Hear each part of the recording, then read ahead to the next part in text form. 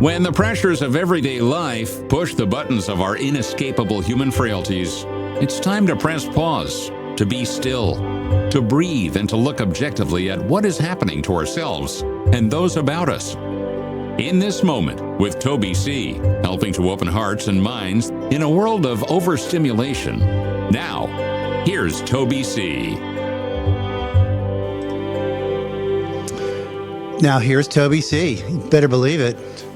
How you doing? Welcome back. If you've been with us before, if it's your first time, welcome. Welcome to a concept show. Like the announcer just said, the name of the concept show is called In This Moment, but he didn't tell you what the concept is. The concept is that you're going to get better, or your loved one is going to get better. Oh yeah. You're going to finally get out of this revolving door of recovery, in this revolving door of insanity, in this revolving door of your identity crisis. How about that? What a concept, huh? Yeah, concept show. Yeah. Also, if you stick around, it's a 1-hour program. If you stick around, there's another concept surprise at the end. Yeah, the concept is that you're going to be a sponsor. Imagine that. You're going to be a life coach. So stick around. We're going to move in that direction. Oh yeah. Anyway, coming to you live recorded from Palm Springs, California, the hotbed of recovery. Nothing special about me. Just trying to carry the message. I've been in several 12-step programs. I'm not a licensed therapist. I'm going to start sounding like Al Franken in that character, Stuart Smalley Saves His Family. Now, here's the deal. I've been in several recovery programs, including the 12-step program. So if you hear me blurting out some 12-step jargon, don't get turned off, okay? And by the way, our program is not tailored just to drug addicts and alcoholics, although you might hear us talking about that subject in particular. No, our program is tailored to anybody who's suffering from a seemingly hopeless state of mind and body. How about that? Suffering from an overwhelming compulsion, an overwhelming reason, a compelling and overwhelming reason to act out. Whatever your vice may be, that acting out may involve compulsive shopping, deviant sex, gambling, overeating. Come on, man. Just goes on and on, doesn't it? Can you relate to that? You better believe it. Yeah. Hey, today we're going to be talking about an interesting subject. How about this? Keeping a low key, all right? Flying below the radar. And really the topic is live low key, recover, and succeed. How about that? If you live low key is kind of jargon for keeping a low profile. Keeping a low profile is jargon for not calling so much attention to yourself. There's one word that encapsulates not calling so much attention to yourself. Yeah, it's the H word, and you're going to hear a lot of it in recovery. Humility. Oh, yeah. Don't get turned off. We're going to be talking about that. I'm going to probably give you a couple of little nuggets of info about how to handle humility and how to define it so it doesn't bother you every time somebody talks about how humble they are or how whatever. You know what I'm talking about, the H word, humility. Yeah, but seriously, humility is about not calling so much attention to ourselves. And not calling so much attention to ourselves is about maintaining a low key, a low profile. And I swear, if you maintain a low profile, the way we're going to be talking about, you're going to be practicing a principle spiritual in its nature. Yeah. Oh, yeah, the principle of not calling so much attention to yourself. How about that? Don't be antsy. Don't jump around. Just sit still. And imagine that it's just going to be you and me, okay? Just you and me. And I'm not here to talk at you. And I'm certainly not going to talk down to you from some spiritual or moral hilltop. Now, I'm just going to have a nice talk with you. We're going to be talking about your identity crisis. Yeah, or your loved one's identity crisis. And why this identity crisis compels so many of us to act out. There it is. Somewhere I read that alcohol is not the problem. It's the symptom of a deeper underlying condition. Yeah, there it is. And that's what we're going to be talking about today. The deeper underlying condition of something called alcoholism. Now, check this out. I want you to use your imagination for a minute. Close your eyes and imagine that the word alcoholism is not necessarily a behavior of picking up a drink and drinking excessively, okay, and drinking ourselves into oblivion. I want you to imagine that alcoholism is a behavior. There it is. It's a mindset. It's a mindset that comes out of a cold, closed, angry heart. Oh, yeah. There's I think it's tradition 3, that the only requirement for membership in Alcoholics Anonymous is a desire to stop drinking. Have you ever heard that? Yeah. By the way, the 12-step movement, this AA thing, it is an exclusive club. It's not open to everybody. Some of the meetings are open, but there is membership required. There's membership required, and the membership is a desire to stop drinking. Yeah, so see, it's the desire. By the way, if you're just tuning in, I'm Toby C. The name of this show is called In This Moment. It's a concept show, a recovery show. Yeah, it's a concept show about getting better and staying better one day at a time. Yeah, how about that? And we're talking about living low-key, keeping a low profile in order to recover from whatever we're suffering from and to succeed in the game at life. How about that? Succeeding at the game of life. First and foremost, in order to recover and succeed at the game of life, and you're going to hear this from me, Toby C., every show. And it's a reminder. It's a reminder. I'm sorry to sound like a broken record, but it's a reminder to you and me that recovery and successful living not only includes keeping a low profile, but for some of those of us who have kept too low of a profile, we've moved into a very dark corner of avoidance, and we're experiencing loneliness and isolation. Does that sound like somebody you know? Loneliness and isolation, yeah. So that's living too low-key. How about that? That's living with too low of a profile. Not good, okay? Extreme behavior. We're going to be talking about that in the next segment. Some of the problems with not living with a low profile, with exercising your identity crisis. How about that? So wherever you are, whatever you're doing, stop what you're doing. Get on the internet or fire up your handheld or go talk to your counselor or friend and find your group. Successful recovery and successful living starts with a group. How about that? I've actually put together some sobriety, some time, if you can imagine that.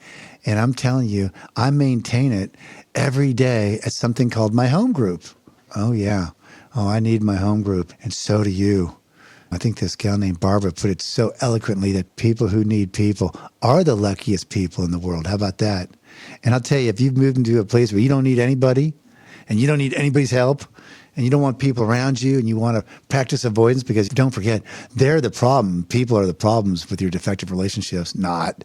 But of course, the solution to defective people who cause defective relationships is to avoid them. And sooner or later, can you relate? We start avoiding the whole world.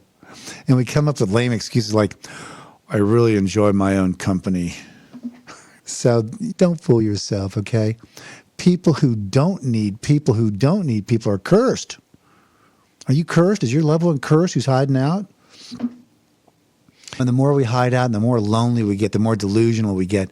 And the more we have this overwhelming and compelling reason to drink and get loaded or act out, the worse it gets. The lonelier we get, and the more isolated we become, the more we have a reason to act out with whatever we do, right? The only requirement for membership is a desire to stop drinking. And so many of us, maybe you or your loved one, has a bigger reason to stay loaded and to get loaded one day at a time. Maybe the reason to get loaded overwhelms the reason to get sober. How about that? I know a lot of people, including yours truly, Toby C., man. I went into recovery. Oh, man, did I want to get better. Man, did I want to stop drinking. Man, did I want to get that monkey off my back. Oh, heaven, please, God, help me. But I got to tell you, I had this 800-pound gorilla on my back. And this 800-pound gorilla said, Toby, you're going to get loaded and stay loaded because you've got a good reason to do, don't you know? Got this corn cob up your butt. You're angry. Your ass is on fire. You're like a caged monkey flinging poop at everything and everybody. Can you relate to that? Oh, yeah. That's not keeping a low profile, is it? Isn't it funny? We practice avoidance. We really practice avoidance. It's one of the patterns of codependency. It's not good behavior, trust me.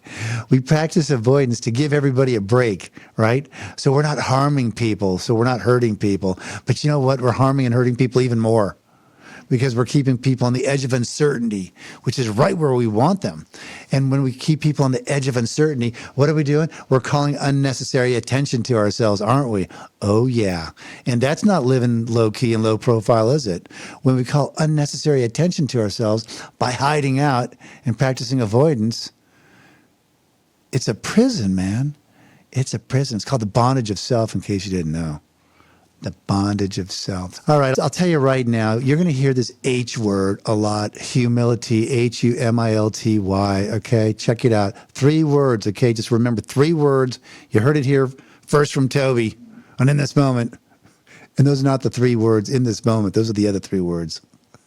3 words that define humility. Are you ready? Put God first. All you got to remember, okay? PGF. Put God first. I just made that up. Don't remember that. That's ridiculous. But it's not, man. I'm telling you, it's not ridiculous. You can stop drinking. You can stop drugging, man. But I'll tell you, if you don't understand the fundamental, foundational principle of anonymity, putting God first, and stop calling so much attention to yourself, sobriety is going to elude you, my friend. Oh, baby, sobriety is going to elude you. It's right there on the first page of step 1 in this book called 12 Steps and 12 Traditions. Until he so humbles himself, his sobriety, if any, will be precarious. Of real happiness, he will find none at all. Can you relate to that? Yeah. Find the group. Get into the group. Quickly. It's not too late. Come out of isolation, please. I got to hit the highlights on what the problem is with so many of us and our identity crisis. Part of our identity crisis is that we're just calling too much attention to ourselves. How about that? Listen, don't worry about it. We're all born that way, right? We all come out of the womb selfish, self-centered survivalists, but some of us just don't outgrow and overcome this identity crisis, okay? And it is an identity crisis. How about that? First of all, first and foremost, it's a fear, okay? And people who call too much attention to themselves, who don't play it low key, they're in fear. And quite often, believe it or not, people can pick up on that fear. And fear puts us in tricky, vulnerable situations. Fear causes us to take risks, or we can put ourselves at risk by overtly displaying our fear, by calling too much attention to ourselves and not being low key. How about that? And by the way, getting back to the God factor, okay? Put God first, okay? By refusing to place him first, we deprive ourselves of his help, okay? And don't forget that, okay? At the end of the day, and many of us have taken some hard knocks and banged this out on the anvils of experience, that we can't use him or her or it or ourselves to experience joy and to overcome our suffering. For many of us, that we may be suffering from a condition which only a spiritual experience will conquer. How about that? The problem with our identity crisis, calling too much attention to ourselves, doing jumping jacks, playing the look at me show, is it arouses anger. It arouses envy. It arouses disappointment in people. You know what I'm talking about? Play it chill, please. In the 12-step program, they talk about people called bleeding deacons. Oh, man. But that's a whole nother subject, because the idea is you want to become an elder statesman, right? You want to be a servant, not a senator, right?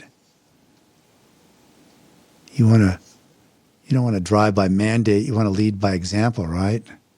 Yeah, it's all about maturity. How about that? The problem with being some selfish, self-centered, attention-grabbing sponge is it's an overt display of immaturity. How about that?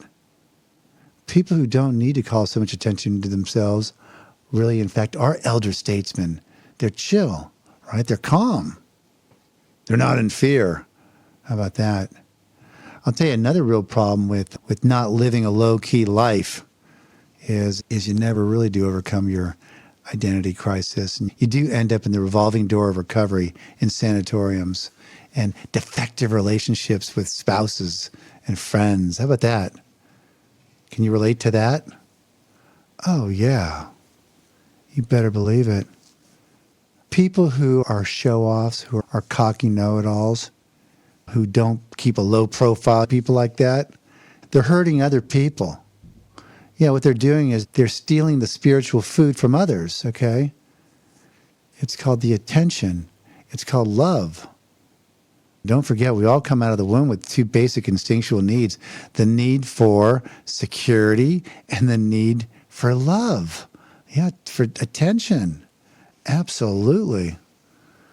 And it's extreme behavior. Yeah, it's nothing balanced about it, is it? Too much self-love, isn't it? Calling too much attention to ourselves. Look at me, look at me. Oh, sound like somebody you know? And like I said, we don't even know we're doing it. We have a whole lifetime of practice. We're in denial of this identity crisis that they're having. Like I said, that's why so many of us come into recovery to iron it out, to throw all our marbles out on the table and try to sort them out and make sense out of this. The insanity of a lifetime of practicing this type of insane behavior. The type of behavior that repels people from us, right? Don't forget, you may want to push away from people if you have defective relationships. Yeah, vice versa. People are going to want to push away from you too. Nobody likes to show off and a cocky know-it-all. Nobody likes that eventually.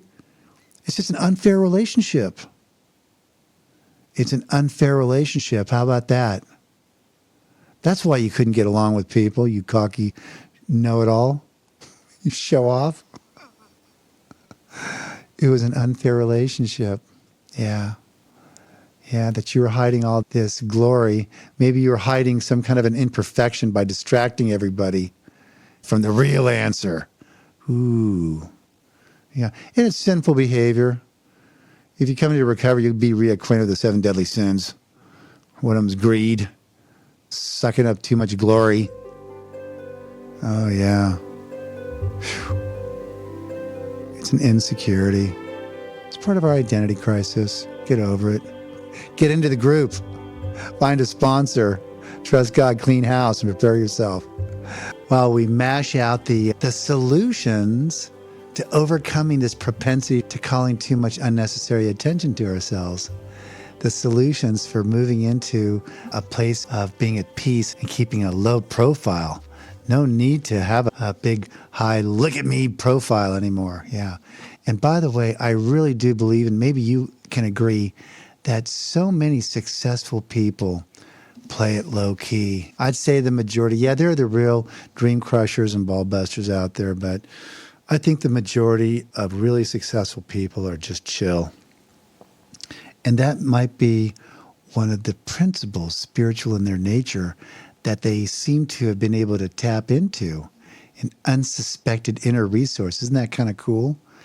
And that chill, that unsuspected inner resource, is their own conception of a power greater than themselves, a power greater than yourself.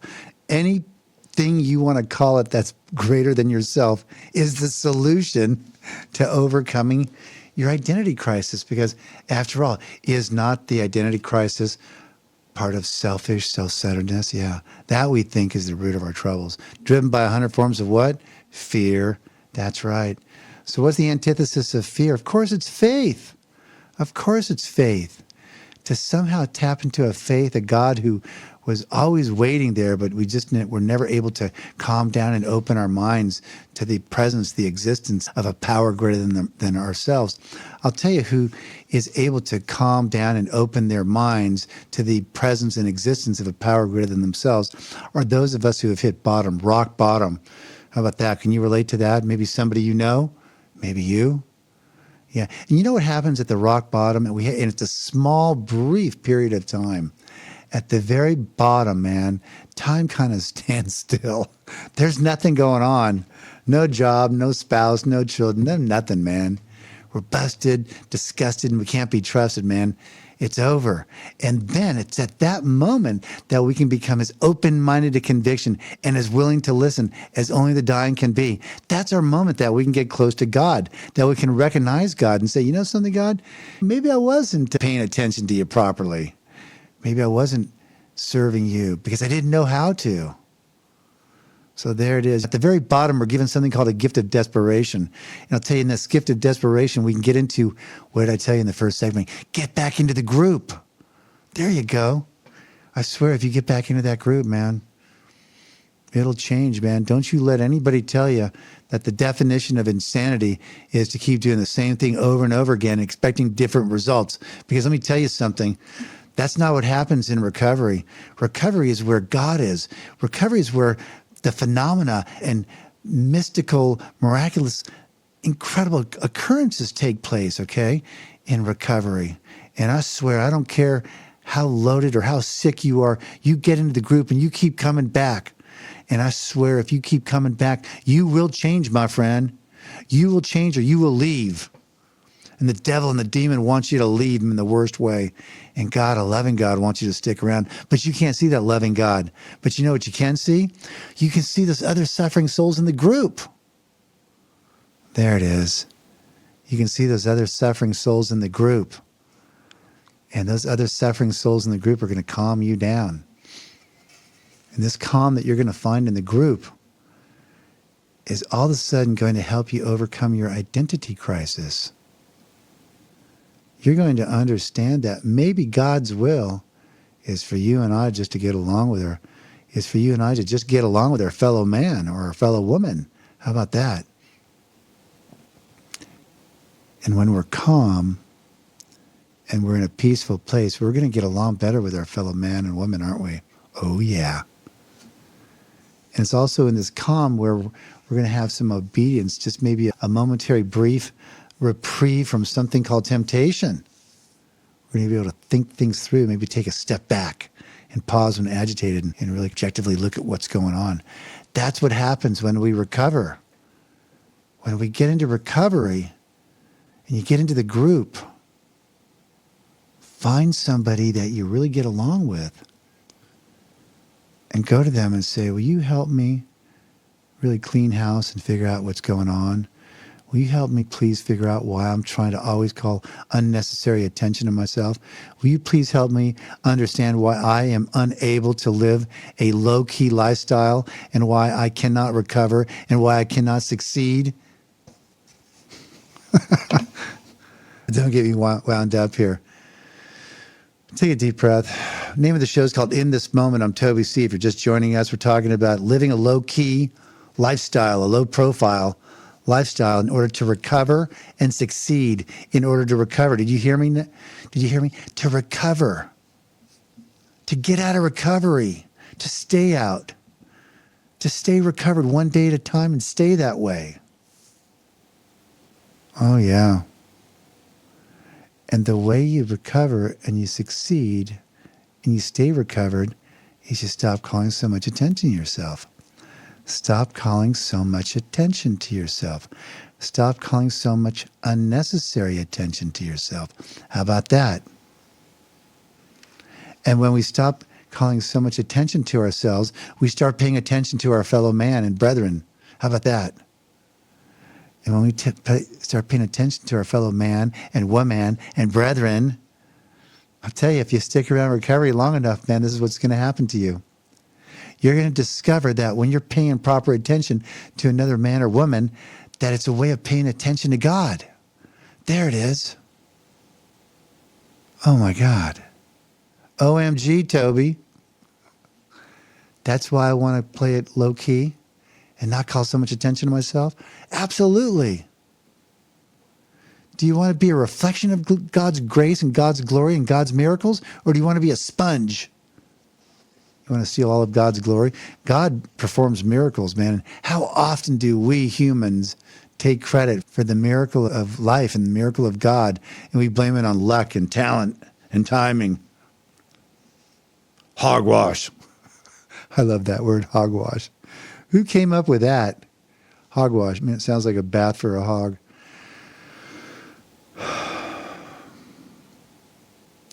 It's about changing our message and changing the type of dependence we have. When we call too much attention to ourselves, too much unnecessary attention, what we're really doing is an overt dependence on our fellow. Okay, we place ourselves in a position to be hurt. We step on the toes of our fellows and they retaliate. There you go. Can you relate? Anybody relate to people who are show-offs and cocky know-it-alls and just always calling unnecessary attention to themselves? And they step on the toes of their fellows quite often, don't they? And there's retaliation. There's consequences, aren't there? Maybe you've experienced those consequences. I know I have. You ever heard of the word anonymity? Anonymity is the spiritual foundation of all of our traditions, ever reminding us to place principles before personalities. Remember the principles I was talking about? The spiritual principles, the principles spiritual in their nature, which if practiced as a way of life, can expel the obsession to do whatever is driving you insane and making your life miserable, and enable the sufferer to become happily and usefully whole. The biggest principle, spiritual in its nature, the mother of all the principles, is anonymity, baby. And it's a close cousin of humility. Remember, humility, put God first. And anonymity means disappear. You don't exist, man. Kill yourself. Kill the bondage of self. There it is. Don't kill yourself. Just kill the bondage of self. The bondage of self is this propensity to keep doing jumping jacks and screaming out, look at me. Those of us who are lucky enough to hit bottom, man, we got a chance really to figure this thing out. Hitting bottom is a very calming experience, but I got to tell you, the calm doesn't last very long, does it? Especially those veterans who have been in and out of recovery a few times or tried to stop drinking or stop using drugs or on your own or in the meeting, okay? It doesn't last very long. Why? Because we get distracted.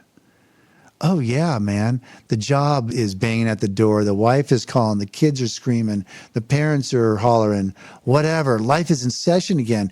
And it happens quick and it's very distracting. I'm telling you, at the bottom, man, consider yourself the luckiest person in the world. It's at the bottom where you don't have to worry about God being obscured by calamity and pomp and by worship of other things. All this stuff is off the table right there. You have a moment to open your mind and your heart and allow God to enter you and expel the deadly obsession. That's what's going on. And you can't do it alone, but only you can do it. You got to get into the group. You got to find yourself a sponsor. Go to your sponsor and say, here, Toby wanted me to ask you this. Will you help me learn how to live a low-profile life in order to recover and succeed? Will you help me learn how to stop calling so much unnecessary attention to myself? They'll say, no, find somebody else. No, quite often you'll be surprised. If you ask somebody to sponsor you and spend some time with you, they'll sponsor you. Hey, make sure, though, that they get you into sponsorship. We're going to be talking about that in our fourth and final segment about sponsorship. But I got to tell you, man, recovery at the very bottom, man, you can get calm. You can get grateful. Oh, thank God I'm alive again, right? And by the way, the best part about cleaning house and trusting the process is you're going to be able to expel these demons, man. These demons of insecurity, these demons of fear, these demons of look at me, right? These demons that steal all the attention and glory away from God and put all the attention and the glory on you, right? We manufacture our own misery, don't we? Amen on that. It's a discipline, man, but we got to suffer in order to get this discipline. The discipline to do what, Toby? The discipline to get into the group, get into your home group. And I swear what's going to happen to you is you're going to accept. You're going to be so thankful and you're going to accept. You're going to scream out the acceptance prayer. It's going to go something like this. God, if I can't have the things that I want, please help me to want the things that I have today. How about that, man? When you're in acceptance, you're not going to need to call so much attention to yourself. Oh, man, when you're in acceptance, you're going to be able to recover and succeed. You're going to experience a peace that surpasses all comprehension when you trust God and clean house. Get your act together. But I got to tell you, so long as we're selfish and self-centered, we have this propensity, it's our survivalist instincts, to call unnecessary attention to ourselves. And I can guarantee you it's a form of insanity because it harbors effective relationships with others, which finally lead to effective relationships with ourselves, right? We have found nothing incompatible between a powerful spiritual experience and a life of sane and happy usefulness. Yeah, it comes from a chapter called The Family Afterwards. And so if we want to overcome this self-centeredness that gives us a propensity to call unnecessary attention to ourselves, the antithesis of this self-centeredness is a God consciousness. And I'm going to tell you how to acquire this God consciousness. There's so many different ways, but check this out. I want you to close your eyes and I want you to imagine for a minute. I want you to imagine that you're going to become a sponsor someday soon. Someday soon, you're going to find somebody who's doing jumping jacks and calling so much unnecessary attention to themselves and finding it impossible to have a healthy relationship with other human beings. And this person's going to be lonely and angry and sick.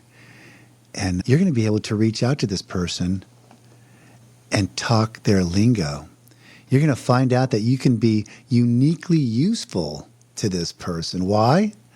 Because of your own drinking or drugging experience or whatever experience that you've had that this person is experiencing now. I'm telling you, you can do something and you will be able to do something for a fellow sufferer that no minister, rabbi, doctor, physician, therapist, psychologist, psychiatrist, healer can't do it. You are going to become a healer. You're going to be able to secure their confidence when others fail. Can you imagine that? Can you imagine you're going to be a con man or a con woman in the right way? You're going to secure their confidence and let them know that they can get better regardless of anyone. The only condition is that they trust God and clean house, and that you're going to be there to spend time with them and to pay attention to them and help them clean house. Can you imagine that? Can you imagine that you're going to offer yourself up to another suffering soul and let them know that you're willing to sacrifice your time and your attention exclusively for their benefit so that they can try to get all the answers to why, so that they can try to find out what the understanding of the totality of everything is, and that our real purpose, maybe our real purpose in the final analysis, maybe our real purpose is to fit ourselves to be of maximum service to God and those about us. Oh, yeah. And I always love to say the primary function of sponsorship, my friend, is to prepare your sponsee to become a sponsor. And if you're a sponsee right now and your sponsor is not preparing you to become a sponsor yourself, tell them, man, step on it, okay? Step on it. The sooner you can become a sponsor, the sooner life will take on new meaning. Oh, yeah. To watch people recover. You're going to witness people recover who weren't supposed to get better. You're going to witness people recover and start helping other people when before they could do nothing but help themselves. You're going to see them help others. You're going to watch loneliness vanish. Not because you're paying attention to somebody and spending time with somebody. You're going to see this flicker of light turn into this roaring fire of hope and gratitude and communion and companionship and fellowship. You are going to watch loneliness vanish, and you are going to see a fellowship grow up about you. And you're going to have a host of friends, including these sponsees, and try not to collect a whole bunch of disciples to follow you around, okay? Because remember, the function of sponsorship is not to collect a bunch of disciples to follow you around and to check in with you every day. The function of sponsorship is to prepare a person to become a sponsor. Why? Because it's an experience you must not miss. We know you will not want to miss it. Frequent contact with the newcomer, with each other, is the bright spot of our lives. It says, with the contact with the newcomers. Why do we want contact with the newcomers? So we can offer ourselves up to somebody who's suffering. There it is. What's going to happen when you become a sponsor and you start spending time with somebody and you watch people recover and you see them help others and you watch loneliness vanish and you see a fellowship grow up about you? It's going to blow your mind. You're going to witness the miracle of recovery. And what's going to blow your mind is you're going to take a step back and you're going to know deep down in your heart that you had something to do with that. because you invested your time in the right location and the proper investment, because you pointed your imagination at the right objective. This person, this man or woman miraculously got better right before your eyes. What do you think about that? And you had something to do with that. And it's an experience you must not miss. You know what they're talking about when they say an experience you must not miss? They're talking about joy. They're talking about the kind of joy that surpasses all comprehension. It's a peace, man. It's a peace like you could never imagine. There ain't no drug, no booze, no nothing, man, that could deliver the kind of peace that the joy of watching the miracle, the phenomena of recovery, of watching an empty human spirit become filled and their imagination fired up and their faith anchored onto an unshakable foundation. And to know that you had something to do with that. Can you imagine yourself holding the guiding light at the end of that long, dark tunnel? Telling somebody, hey, you don't have to call unnecessary attention to yourself anymore. Calm down and come this way. Follow the light.